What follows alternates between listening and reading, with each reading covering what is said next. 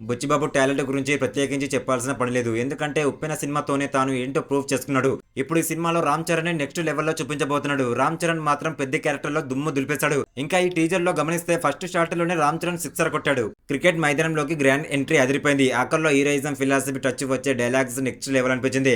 ముఖ్యంగా ఈ సినిమాలో చరణ్ మాట్లాడుతున్న ఉత్తరాంధ్ర యాస అదిరిపోయింది. ఒక ప్రాంతీయ సినిమా చేస్తున్నప్పుడు ముఖ్యంగా అందరూ గమనించేది యాసను మాత్రమే. ఈ విషయంలో రంగస్థలం సినిమాలో రామ్ చరణ్ సక్సెస్ అయ్యాడు. ఇప్పుడు పెద్ద సినిమాలో కూడా సక్సెస్ అయ్యాడని చెప్పొచ్చు.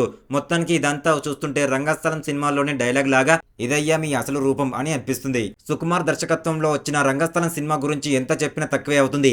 ఈ సినిమాలో చిట్టిబాబు అనే పాత్రకు ప్రాణం పోసాడు చరణ్. ఇది కదా మెగాస్టార్ తనయుడి టాలెంట్ అంటే అని చాలా మందితో అనిపించాడు. RRR సినిమాతో గ్లోబల్ స్థాయిలో గుర్తింపు వచ్చినా కూడా రామ్ చరణ్ చేసిన రంగస్థలం క్యారెక్టర్ చాలా మందికి ఫేవరెట్ అని చెప్పాలి. రామ్ చరణ్ లాంటి మాస్ కమర్షియల్ ఇమేజ్ ఉన్న హీరోని సుకుమార్ అలా చూపించి సక్సెస్ అవ్వడం అంటే గ్రేట్ థింగ్స్ అని చెప్పాలి. ఇకపోతే అదే సినిమాకి అసిస్టెంట్ డైరెక్టర్ గా పనిచేశాడు బుచ్చిబాబు. ప్రస్తుతం బుచ్చిబాబు దర్శకత్వంలో రామ్ చరణ్ పెద్ద సినిమాను చేస్తున్న సంగతి తెలిసిందే. ఈ సినిమాకి సంబంధించిన ఫస్ట్ షాట్ ను రిలీజ్ చేసింది ఈ చిత్ర యూనిట్. 1 నిమిషం 5 సెకండ్ల విడివి ఉన్న ఈ షాట్ సినిమా మీద అంచనాలను విపరీతంగా పెంచేసింది. రామ్ చరణ్ తేజ్ ఒకప్పుడు తెలుగుకు మాత్రం పరిమితం అయినా కూడా ఇప్పుడు మాత్రం గ్లోబల్ స్థాయిలో మంచి గుర్తింపు సాధించుకున్నాడు.